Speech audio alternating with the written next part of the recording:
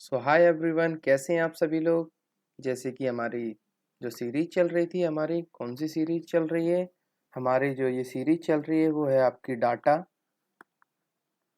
And scientist की।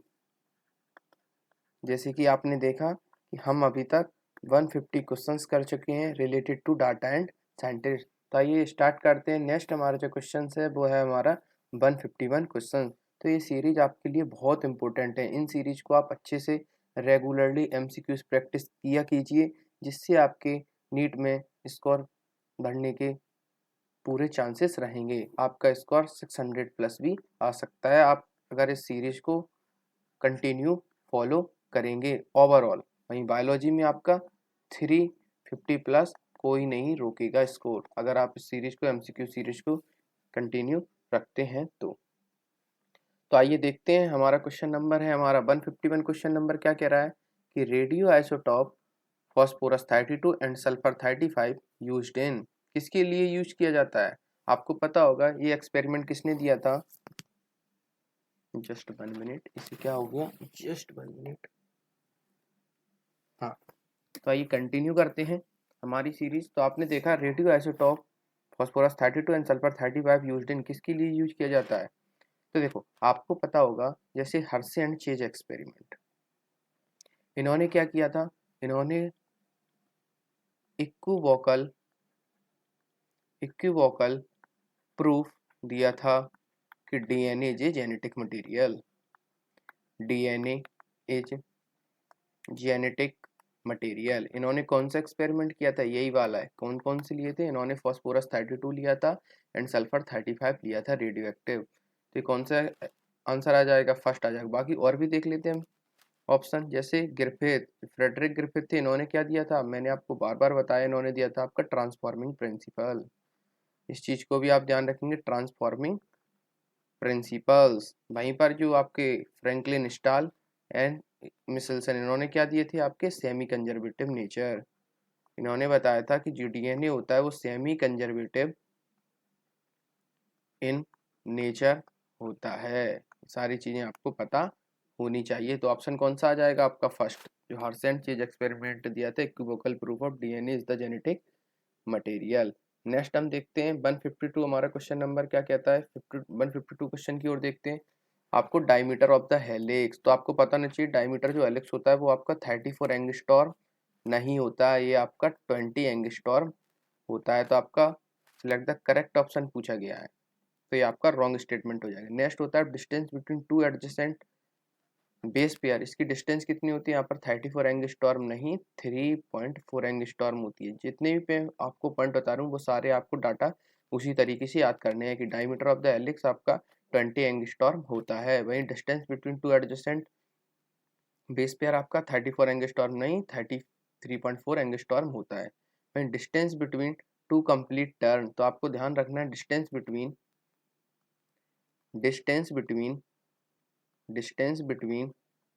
One complete turn, distance between one complete turn क्या होता है आपका, वन कंप्लीट टर्म होता है आपका कितना, 34 एंगस्ट्रॉम। ये आपको ध्यान रखना है 34 एंगस्ट्रॉम क्या होता है, वन कंप्लीट टर्म। तो यहाँ पर टू कंप्लीट टर्म, तो मान लीजिए यहाँ पर कितना आ जाएगा आपका 68 आ जाएगा, तो ये रॉन्ग स्टेटमेंट हो गया। 68 आ जाएगा इधर, 68 एंगस्ट्रॉम। तो आपको पता चल गया यहाँ पर करेक्ट आंसर कौन सा है, कि diameter of the helix 20 angstrom. तो 4 वाला यहाँ पर करेक्ट ऑप्शन है। इस तरीके से आपको ये डाटा सारे याद रखने पड़ेंगे कि diameter of the helix 20 angstrom होता है, distance between two adjacent base pair होता है आपका 3.4 एंगस्ट्रॉम। नेक्स्ट होता है आपका distance between one complete turn कितना होता है आपका 34 एंगस्ट्रॉम। नेक्स्ट हम देखते हैं, आइए नेक्स्ट है हमारा 153 क्वेश्चन नंबर। 153 क्वेश्चन नंबर क्या कहता है आपका, given below are two statement. Two statement कौन कौन से, पहला स्टेटमेंट कहता है आपका इन 1953, आपको डेट भी याद रखनी है, SL. Miller created electric discharge in A flash containing आपका CH4 H2 NH3 and water vapour eight 800 degree. तो सबसे पहले आपके एस.एन. मिलर थे, जिन्होंने क्या बताया था, एक्सपेरिमेंटल प्रूफ किया था कि जो कंडीशन थी उस समय पे जब इवोल्यूशन ऑफ अर्थ हुआ था, क्या बताया था, इवोल्यूशन ऑफ लाइफ। लाइफ का जब इवोल्यूशन हुआ था आपके 500 मिलियन ईयर एगो, तब कंडीशन कैसी थी, उन्होंने वो सारी कंडीशन किस में, एक फ्लैक्स में क्रिएट करके सारी चीज़ें बताई थी कि CH4 मीथेन प्रेजेंट थी, हाइड्रोजन प्रेजेंट था, अमोनिया प्रेजेंट थी एंड वाटर वेपर प्रेजेंट था। तो ये वाला ऑप्शन आपका करेक्ट हो जाएगा। इसके बाद life appear 500 million year after the formation of earth almost 4 billion years back. ये भी पॉइंट आपका करेक्ट है कि सबसे पहले जो लाइफ ऑरिजिनेट हुई थी आपकी 5 मिलियन ईयर एगो। 5 mla पहले सबसे पहले लाइफ आपकी अर्थ पे ऑरिजिनेट हुई थी। तो यहाँ पर दोनों ऑप्शन आपके करेक्ट हो जाएंगे, तो फर्स्ट स्टेटमेंट और सेकंड स्टेटमेंट दोनों आपके ट्रू हो जाएंगे। नेक्स्ट हम देखते आइए 154 क्वेश्चन नंबर क्या कहता है।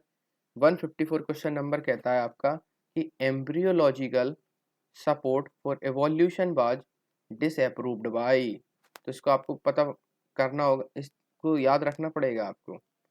ये आपका एनसीईआरटी में दे रखा है। जब आप जैसे इवोल्यूशन के सेकंड पेज नंबर पे आएंगे आपको पता चल जाएगा कि एम्ब्रियोलॉजिकल सपोर्ट, जो embryological support for evolution was disapprove, किसने डिसअप्रूव किया था, आपको पता होना चाहिए। ये किया था आपके कार्ल अंस्टबॉर्न बियर ने।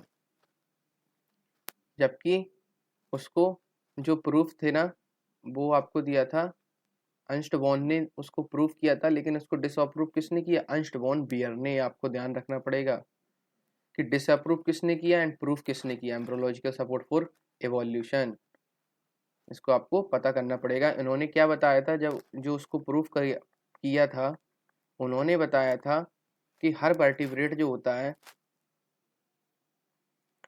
ऑल वर्टिब्रेट, उन्होंने क्या बताया था कि ऑल वर्टिब्रेट, जितने भी वर्टिब्रेट होते हैं, हैव सेम एम्ब्रियोनिक स्टेज। इसको आपको ध्यान रखना पड़ेगा। उन्होंने बताया था कि जितने भी वर्टिब्रेट होते हैं उनकी सेम एम्ब्रियोनिक स्टेज होती है, सभी की सेम एम्ब्रियोनिक स्टेज होती है, एक ही तरीके सारे आपके फॉर्म होते हैं। बट इसको डिसअप्रूव किसने किया, डिसअप्रूव किया आपके कार्ल अंस्टबॉर्न बियर ने। आपको ध्यान रखना है, ठीक है। आइए नेक्स्ट देखते हैं 155 क्वेश्चन नंबर। हमारा 155 क्वेश्चन नंबर क्या कह रहा है, about dot dot dot primates called Dryopithecus and Ramapithecus were existing, they were hairy and work like gorilla and champions. ये वाला क्वेश्चन जो है कितने साल पहले, about dot dot dot years हाँ, तो आपको ये पता होना चाहिए Dryopithecus, sorry, about 15 million year ago जो प्राइमेट्स होते थे आपके कार्ल, जिन्हें हम ड्रायोपिथेकस बोलते थे एंड रामापिथेकस बोलते थे, बाद existing, they were hairy and work like gorilla and champion की तरह, चिंपांजीज की तरह चलते थे। आपको पता होना चाहिए 15 मिलियन ईयर एगो। और लाइफ आपकी एग्जिस्टिंग पूरी जो वर्टिब्रेट आपके आया था वो आपके आए थे 5 मिलियन ईयर एगो। ये भी आपको पता होना चाहिए, ठीक है। इसका ऑप्शन फर्स्ट। नेक्स्ट देखते हैं, आइए 156 क्वेश्चन नंबर हमारा क्या कह रहा है कि आपके बोयर, कौन, Ernst Boyer, studies restriction enzymes from which organism. इन्होंने किस ऑर्गेनिज्म में सबसे पहले देखा था, तो आपको पता होना चाहिए। ये तो बच्चे बच्चे को पता होता है जो बायोलॉजी पढ़ता है कि ई कोलाई।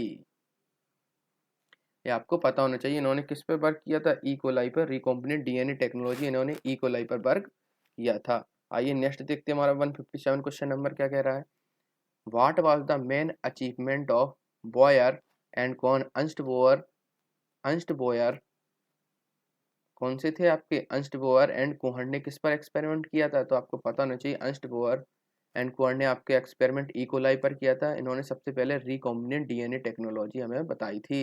इन्होंने बताया था कि होस्ट लेते हैं और उस होस्ट में इकोलाई, इन्होंने क्या लिया था, इकोलाई को डाला था किसमें, होस्ट टिश्यू में। तो इन्होंने क्या बताया था, सबसे पहले रिकॉम्बिनेंट डीएनए टेक्नोलॉजी। आपको अच्छे से ध्यान रखना है। Ernst Boyer and Herbert Cohen, Ernst Boyer and Herbert Cohen ने सबसे पहले रिकॉम्बिनेंट डीएनए टेक्नोलॉजी हमें बताई थी।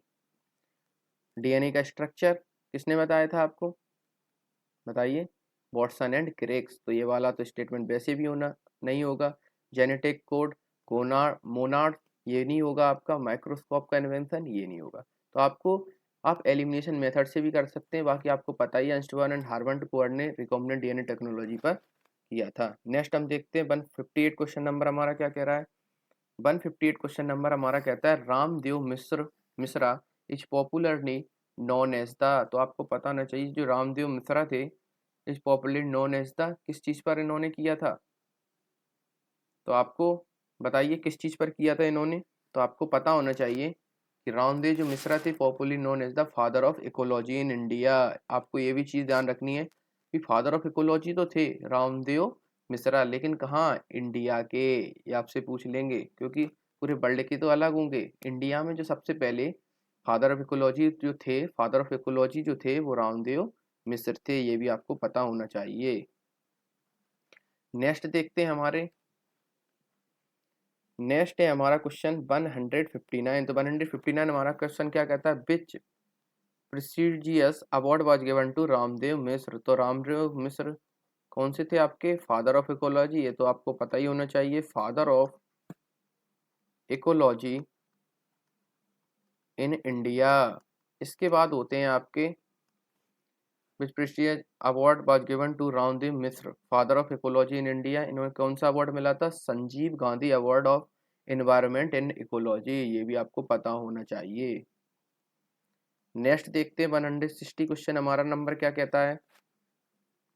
160 क्वेश्चन नंबर हमारा कहता है हाउ मैनी रिकॉम्बिनेंट नहीं है ये, recombinant therapeutics are approved for women used in the world. पूरे वर्ल्ड में आपके कितनी रिकॉम्बिनेंट थेरापिटीज, रिकॉम्बिनेंट जो डीएनए जो थेरेपिटीज हैं कितनी आपकी अप्रूव की गई हैं। तो 30 अप्रूव की गई हैं, ये आपको ध्यान रखना है वर्ल्ड में। लेकिन इंडिया में आपकी 12 अप्रूव्ड हैं, ये भी आपको ध्यान रखना है। वर्ल्ड में आपकी 30 रिकॉम्बिनेंट थेरेपिटीज हैं जबकि इंडिया में आपकी 12 अप्रूव की गई हैं। तो आपको ये चीज़ ध्यान रखनी है, इसका आंसर आपका 30 आ जाएगा। नेक्स्ट देखते हैं R value of Norway rat. Norway rat की आर की वैल्यू क्या होती है आपकी 0.015। तो आर जो होता है आपका वो आपको पता होना चाहिए कि जितनी ज़्यादा आर की वैल्यू होगी वो उतना ज़्यादा उसकी रिप्रोडक्टिव फिटनेस होगी, रिप्रोडक्टिव फिटनेस होगी। ये आपको पॉइंट अच्छे से पता होना चाहिए कि और आर की वैल्यू बढ़ने से उतनी ज़्यादा रिप्रोडक्टिव फिटनेस होगी। तो जितने भी एनिमल्स होते हैं वो अपनी आर की वैल्यू इंक्रीज करने में लगे रहते हैं। ये आपको पता होना चाहिए, जितनी ज़्यादा आर की वैल्यू होगी वो नेचर में उतनी ज़्यादा एग्जिस्ट करेंगे, उनकी रिप्रोडक्टिव फिटनेस उतनी ज़्यादा होती है। ये वाले पॉइंट्स आपको अच्छे से पता होने चाहिए। एंड नेक्स्ट जो हमारे पॉइंट्स हैं वो क्या होते हैं आपके, कि आर ये किसने दी थी आपकी, मेंडल ने दी थी। ये आपको पता होना चाहिए, ठीक है। जस्ट सॉरी, इसको इरेज कर देते हैं, ठीक है। इसके बाद होता है आपका आर की वैल्यू और रिप्रोडक्टिव फिटनेस और बहुत सारी चीज़। जब जब आर की वैल्यू जब एक उसमें रहती है तो वहाँ पर क्या, आपका रिप्रोडक्टिव फिटनेस तो ज़्यादा इंक्रीज होती ही है, और आपका जो अमाउंट होता है ना, जो फॉर्मेशन होता है सारी चीज़ों का, फॉर्मेशन भी इंक्रीज होता है। ये सारी चीज़ें आपको पता होनी चाहिए। एंड जो आपकी रिप्रोडक्टिव फिटनेस बढ़ती है, इसलिए यहाँ पर R value of Norway rat की कितनी है 0.015। ये आपको ध्यान रखना है। नेक्स्ट होता है आपका, नेक्स्ट हम देखते हैं 162 question number 162। The annual net primary productivity of the whole biosphere कितनी होती है आपकी, होल बायोस्फीयर जो होती है वो होती है आपकी 170 मिलियन टन। आपको ध्यान रखना है भाई, ये आपकी किसकी होती है, आपकी होल बायोस्फीयर की, ये आपको पता होना चाहिए। नेक्स्ट जो होती है आपकी 55 बिलियन टन जो होती है, ये होती है आपकी किसकी, ओशियन की, ये आपको पता होना चाहिए। मिलियन टन ये होती है आपकी किसकी, होल बायोस्फीयर की, वहीं पर 55 बिलियन टन होती है आपकी ओशियन की। ये आपको अच्छे से पता होना चाहिए, ये दोनों स्टेटमेंट रॉन्ग हो जाएंगे, ठीक है। और वहीं पर आपको ये पता होना चाहिए नेट प्राइमरी प्रोडक्टिविटी पूछा है आपसे। यहाँ पर होते हैं रेट पर यूनिट ईयर। आपको पता होना चाहिए कि प्रोडक्टिविटी के बारे में बात करें तो यहाँ पर rate of biomass, rate of biomass in year, rate of biomass के बारे में बात करें, पता होना चाहिए। यहाँ पर रेट के बारे में पूछा गया, अगर प्रोडक्टिविटी लिखी है तो आप समझ जाइए वहाँ पर रेट के बारे में पूछा गया है कि कितना प्रोडक्शन हुआ है 1 ईयर में, उसको क्या बोलते हैं, प्रोडक्टिविटी, नेट प्राइमरी प्रोडक्टिविटी। तो आपको पता होना चाहिए कि नेट प्राइमरी जो प्रोडक्टिविटी होती है माइनस यहाँ पर आर रेस्पिरेटरी कोफिशिएंट जब माइनस कर देते हैं तो यहाँ पर ग्रॉस प्राइमरी प्रोडक्टिविटी बचती है। सॉरी वन मिस्टेक हो गई यहाँ पर जो होता है आपका ग्रॉस प्राइमरी प्रोडक्टिविटी माइनस जब रेस्पिरेटरी कर देते हैं तो यहाँ पर नेट प्राइमरी प्रोडक्टिविटी बचती है। आपको पता होना चाहिए जो यहाँ पर आर की वैल्यू होती है। जस्ट 1 मिनट इसको चार्ज पे कर देते हैं क्योंकि ये हमारा डिस्चार्ज हो रहा है। Just 1 minute. हाँ, तो आइए देखते हैं। आर जो होता है इसको हम लोग बोलते हैं रेस्पिरेटरी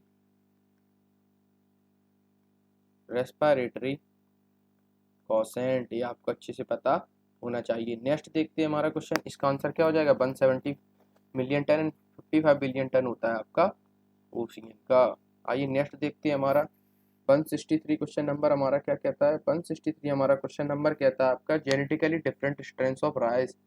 राइस के डिफरेंट स्ट्रेंथ्स कितने होते हैं जेनेटिकली? राइस 50,000 वेराइटीज प्रेजेंट होती हैं, राइस की जीन्स प्रेजेंट होते हैं, वैरायटी ऑफ जीन्स। एंड यहाँ पर 27 वेराइटीज ऑफ बासमती राइस, ये भी आपको पता होना चाहिए। 27 वेराइटीज ऑफ बासमती राइस। और यहाँ पर इस पे अमेरिका ने इस पे बासमती राइस पर पेटेंट लगा दिया था, लेकिन बाद में हमने उस पेटेंट को हटवा दिया क्योंकि बासमती राइस इंडिया में उगती है ना कि अमेरिका में। ठीक है, नेक्स्ट देखते हैं आपका refresher coefficient of frugivorous birds and mammals. Frugivorous bird और मैमल को रेफ्रेशर कोफिशिएंट आर की वैल्यू कितनी होती है? देखिए, जस्ट आपको दो चीज़ें पता होनी चाहिए। देखो, जस्ट मैंने अभी आपको बताया था, ये देखिए आर की वैल्यू नॉर्वे रेड की कितनी थी, आपको पता होना चाहिए 0.012। ठीक है भाई, अब आर की वैल्यू फ्रैगीवोरस बर्ड की कितनी होती है, तो आपको ये भी याद करना है उसकी कितनी थी आपकी 0.012। किसकी? नॉर्वे रेड की, नॉर्वे रेड, इसको आपको पता होना चाहिए। नेक्स्ट जो होता है आपका regressor coefficient of frugivorous birds and mammals in the tropical forest of different continent, उसकी कितनी होती है आपकी 1.15। ये भी आपको अच्छे से पता होना चाहिए। रेग्रेसर कोफिशिएंट आर की वैल्यू आपकी फ्रॉगीवोरस बर्ड्स एंड मैमल्स की 1.15। नेक्स्ट देखते हैं हमारा क्वेश्चन नंबर है हमारा 165। तो 165 क्वेश्चन नंबर क्या कहता है? Number of national park and wild life sanctuary in India. National park India में कितने आपके 90 एंड वाइल्ड लाइफ सेंचुरी आपकी 448। तो आपको ये पता होना चाहिए, ये बहुत इम्पोर्टेंट है, नेशनल पार्क और वाइल्ड लाइफ सेंचुरी कितनी है। ठीक है, आपके एक होते हैं आपके एक्स सेतु कंजर्वेशन, एक होता है आपका इन सेतु कंजर्वेशन, आपको पता होना चाहिए। एक होता है आपका एक्स सेतु कंजर्वेशन, एक होता है आपका इन सेतु कंजर्वेशन, ये आपको पता होना चाहिए। एक्स सेतु कंजर्वेशन का मतलब होता है आपका कि उन एनिमल्स को जो इंडेंजर्ड ख़त्म होते जा रहे हैं, उन एनिमल्स को लेके हम किसी सेफली प्लेस पर उनको रख देते हैं जिससे वो एक्सटेंड नहीं होते हैं। इन सेतु का मतलब होता है कि वहीं पर उनकी व्यवस्था करके सारी चीज़ों को कर देते हैं, तो उसे इन सेतु कंजर्वेशन बोलते हैं। वहीं एक सेतु कंजर्वेशन उनको, जैसे आपका यहाँ पर आ जाएगा आपका जूलॉजिकल पार्क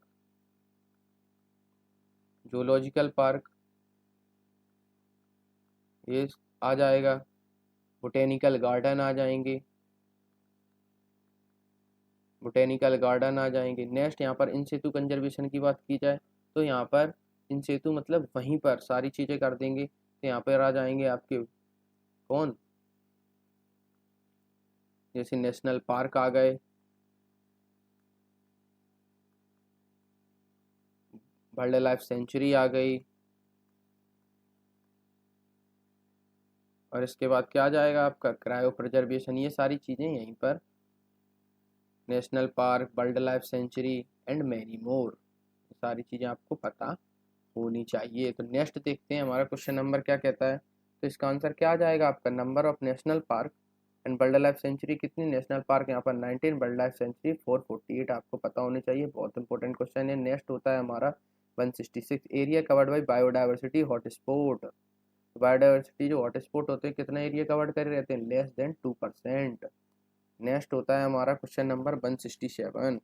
167 क्वेश्चन नंबर हमारा क्या कहता है कि protection of biodiversity hotspot could reduce mass extension by almost 30% से मास एक्सटेंशन हो रहा है। Protection of biodiversity hotspot could reduce mass extension by about 30%, ये आपको पता होना चाहिए, बहुत इंपॉर्टेंट। 30% से आपका मास एक्सटेंशन हो रहा है। नेक्स्ट होता है आपका O2 produce by Amazon forest, ये तो आपको पता ही है 20% होती है। अमेजन रेन फॉरेस्ट को आप लंग्स भी बोलते हैं,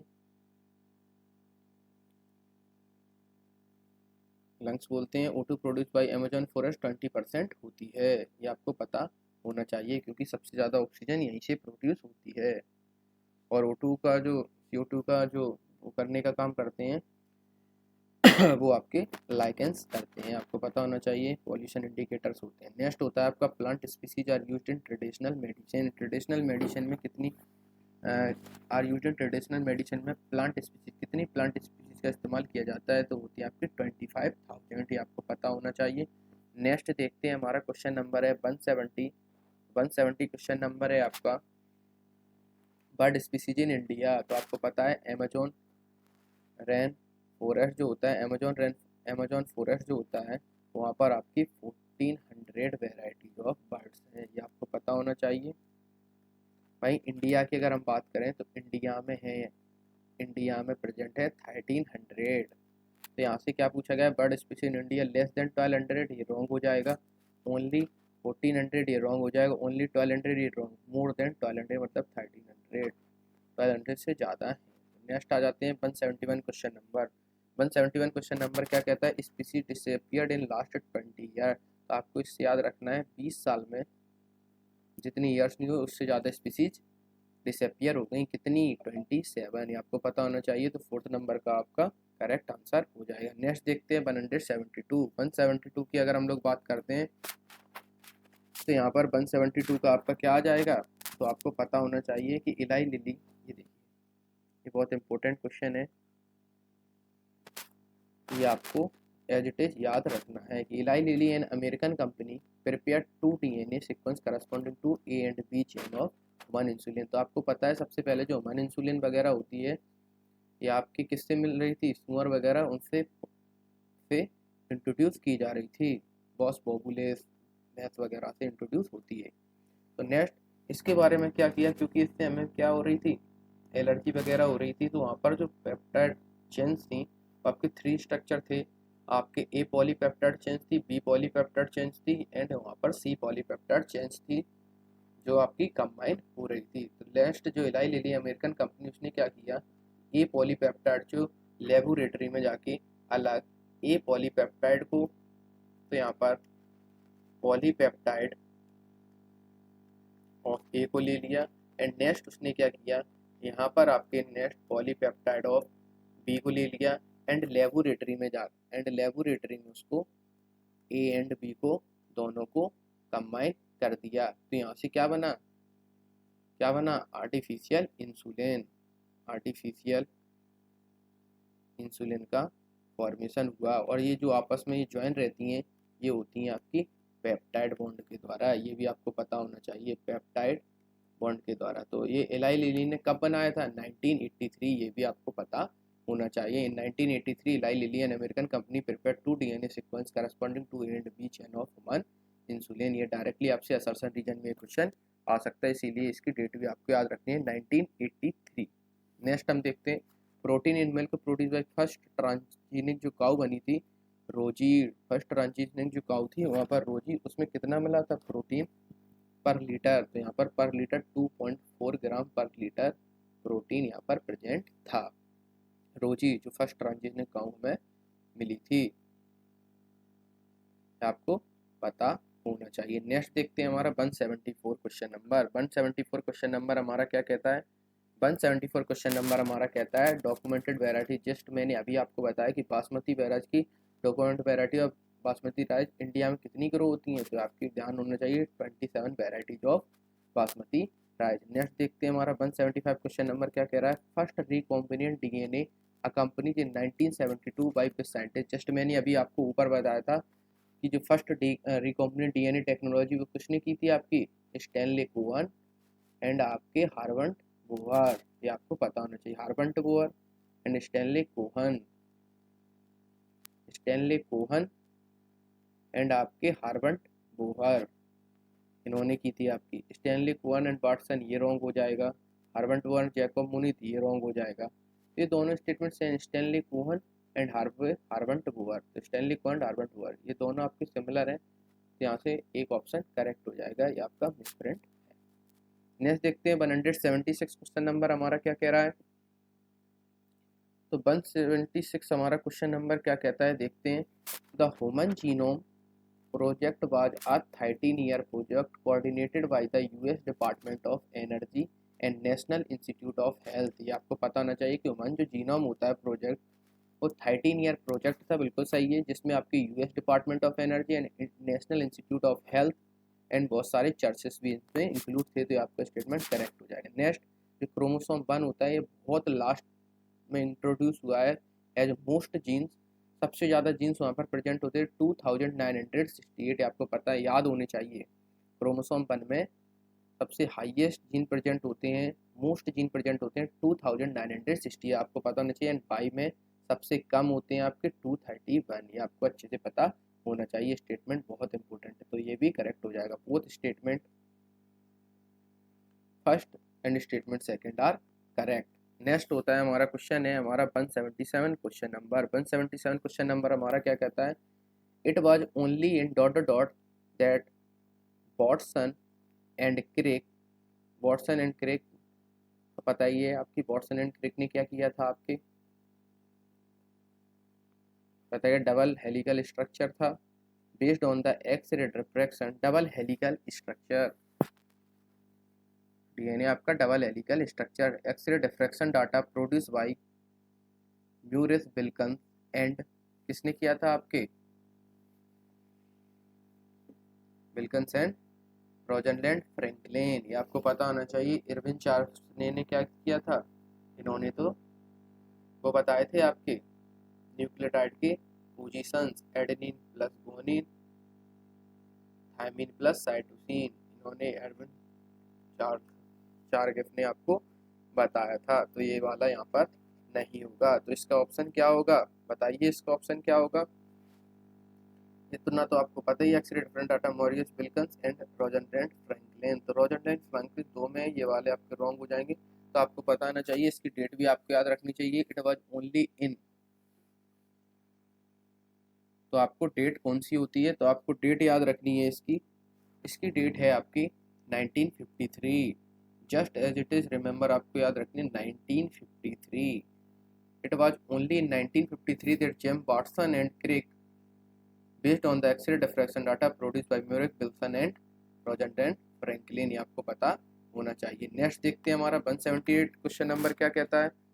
178 क्वेश्चन नंबर हमारा कहता है कि ये देखिए, सेकंड पोलर बॉडी, आपको पता होगा कि सेकंड पोलर बॉडी जो होती है इस format which stage of oogenesis, ये होती है आपकी सेकंड मियोसिस। सेकंड जब मियोसिस होती है तब यहाँ पर सेकंड पोलर बॉडी बनती है, एंड फर्स्ट मियोसिस जब होती है तो यहाँ पर फर्स्ट पोलर बॉडी बनती है, ये आपको पता होना चाहिए, ठीक है। नेक्स्ट हम देखते हैं भाई, वहाँ पर जो मेल की अगर बात करें तो ये किस में हो रही है, आपकी फीमेल में। भाई मेल की अगर हम लोग बात करें तो मेल की अगर हम लोग बात करें तो मेल में क्या होता है, जब फर्स्ट मियोसिस होती है तो वहाँ पर बनता है आपका प्राइमरी स्पर्मेटोसाइट, ये आपको पता होना चाहिए। Primary spermatocyte, primary spermatocyte and secondary spermatocyte कब बनता है, आपका सेकेंड मियोसिस होती है एंड उसके बाद होता है आपका स्पर्मेटोसाइट्स होता है, ये आपको पता होना चाहिए। नेक्स्ट देखते हैं आइए 179 क्वेश्चन नंबर। 179 क्वेश्चन नंबर क्या कहता है, ये वेरी वेरी इंपॉर्टेंट क्वेश्चन है।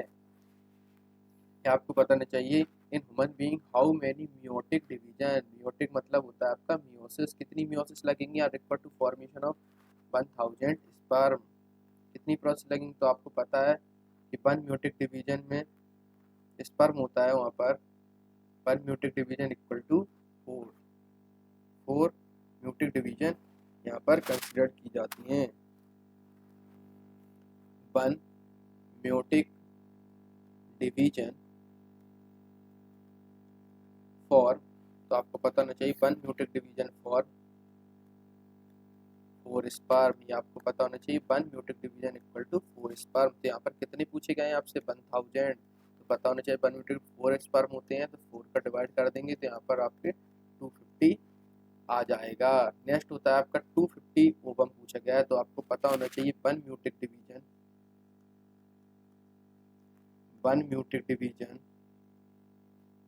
फॉर्म 1 ओवम, तो ये आपको पता होना चाहिए 1 meiotic division form 1 ovum, 1 ovum का फॉर्मेशन होता है। यहाँ पर होता है आपका 1 meiotic division form 4 sperm, 4 sperm होते हैं, तो इसीलिए यहाँ पर 250 आ गए।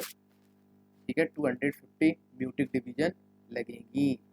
नेक्स्ट होता है 1 म्यूटिक डिवीजन फॉर 1 ओवम, तो यहाँ पर कितना आ जाएगा 250 ओवम फॉर्म करने हैं, तो यहाँ पर 250 म्यूटिक डिवीजन लगेंगी, 250 म्यूटिक डिवीजन लगेंगी। नेक्स्ट होता है आपका, आपसे पूछा गया है आपका 200 जायगोट, तो आपको पता है यहाँ पर जो जायगोट्स होते हैं वो आपके डिप्लॉयड स्ट्रक्चर होते हैं, तो आपको पता होना चाहिए। तो यहाँ पर क्या आ जाएगा आपका, तो यहाँ पर जायगोट का अगर यहाँ पर म्यूटिक डिवीजन निकालनी है, म्यूटिक डिवीजन ऑफ जायगोट अगर निकालनी है, तो यहाँ पर हो जाएगा टोटल नंबर ऑफ जायगोट, क्या हो जाएगा आपका total number of zygote plus यहाँ पर देखिए 1/4 हो जाएंगे, 1/4 ऑफ इंटू जायगोट, ये आपको पता होना चाहिए क्योंकि जायगोट जो होता है वो आपका डिप्लॉयड स्ट्रक्चर होता है। तो यहाँ पर कितना आ जाएगा आपका टोटल नंबर ऑफ जायगोट्स कितने दिए गए हैं आपको, टोटल नंबर ऑफ जायगोट्स